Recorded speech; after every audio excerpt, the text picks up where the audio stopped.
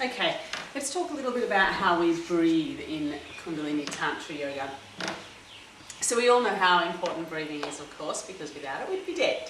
I think probably if most of us stop breathing for like a minute, then we would cease to exist. Life would not be within our body. So with that in mind, when we're breathing, we're actually inspiring the body with breath. So inspiriting the body. So when you're breathing in, think that you're breathing in spirit, you're breathing in life force, you're breathing in literally life.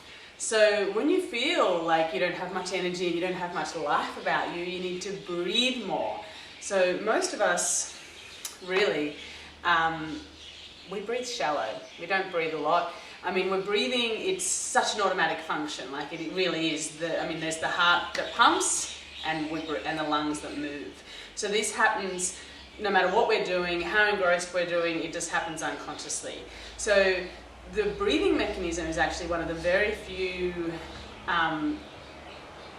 processes in the body that happens on automatic function without our conscious awareness, but we can also bring consciousness to it and control it.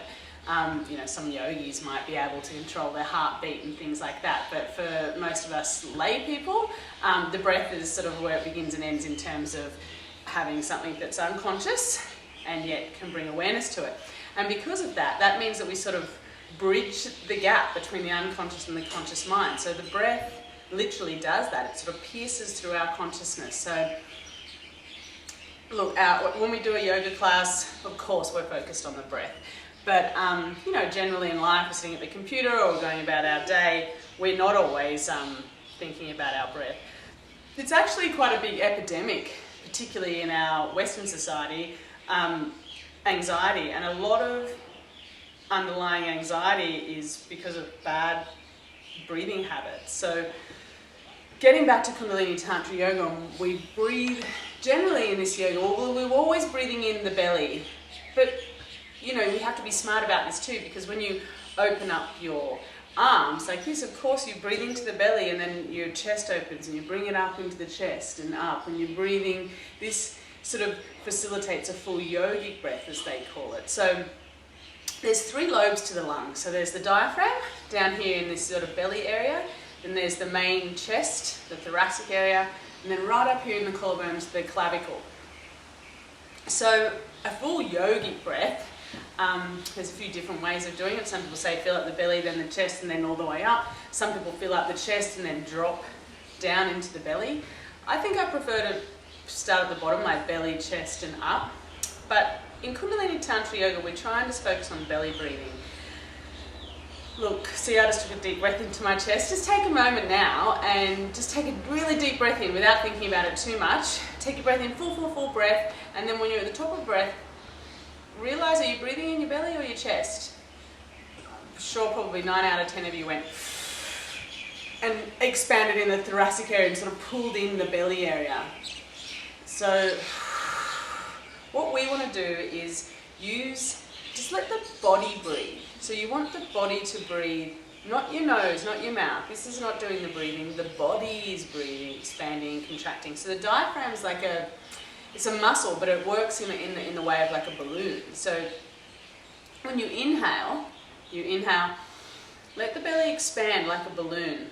I mean, it makes sense, right? So when you're breathing in, you want the air to go all the way to the bottom of your lungs and then fill up.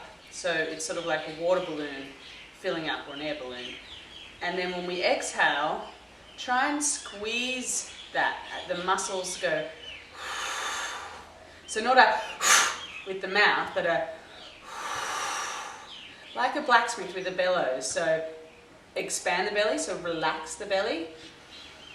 When you relax the belly and just let it expand, it draws the oxygen in. And then when you contract it, it spits the oxygen out. And then from this contracted, when you just relax it, and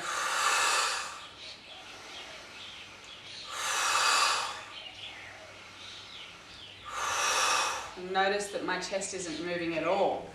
So when you breathe in like a pregnant lady,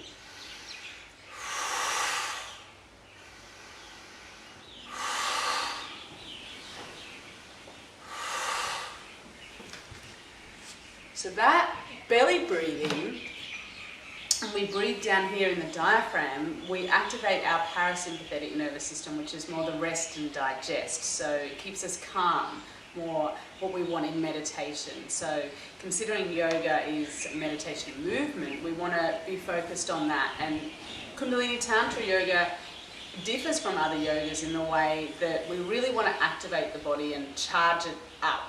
So the breathing can be quite intense, like a real pump. It's a pump, it's a pump. And when you exhale, you don't just squeeze the belly, you squeeze all the way up from your base, all through your pelvic floor. Turn on the Mula Bandha for those that are not sure what that is. Just, you want to contract right up inside, whether male or female, all the way up. So the whole pelvic region is sort of contracting.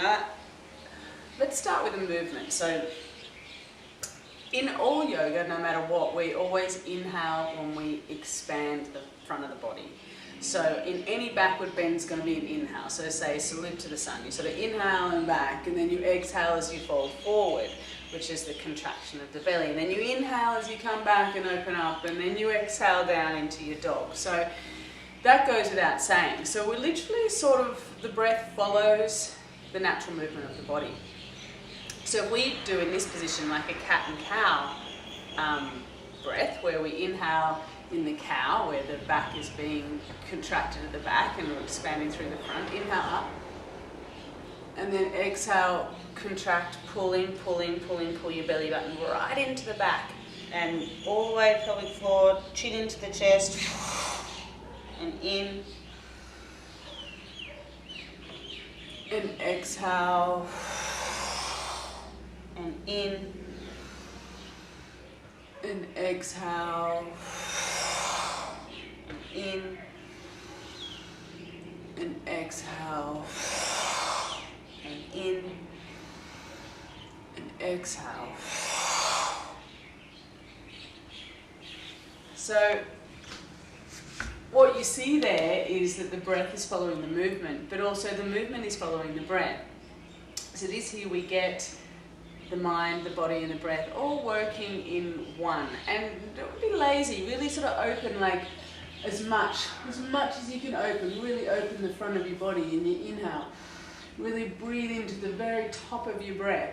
And then as you exhale, start to curl the pelvis under. Curl it under, and the head is a reflection of the pelvis, so we're coming in and in. Expanding the breath coming in, and then exhale, contracting. And in,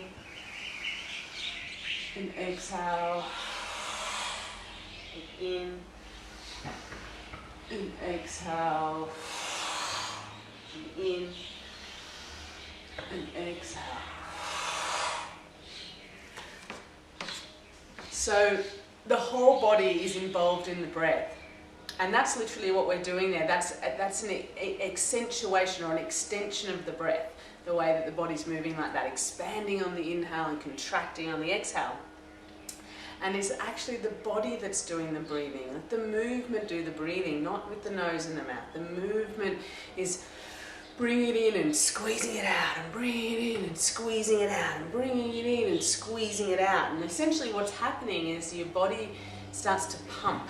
It starts to pump all the oxygen in and around the body, not just relying on the heart to pump. You're actually opening, expanding all the muscles, and everything's contracted, and then everything's open, and everything's contracted, and you start to pump everything around your body as well as prana around your body, so energy in your energetic system and all of the oxygen through your physical body as well.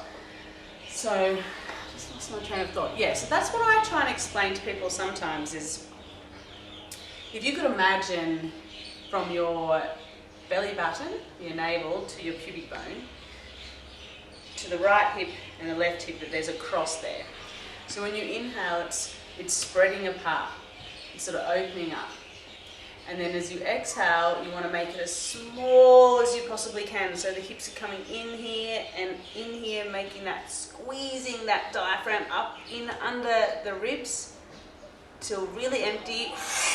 Arms are straight. And then relax. And let the body fill up. Open your tail. Sometimes I also say like you're breathing in through your tail. Breathing in through the tail. So we have our tailbone here, and we also have the sit bones here.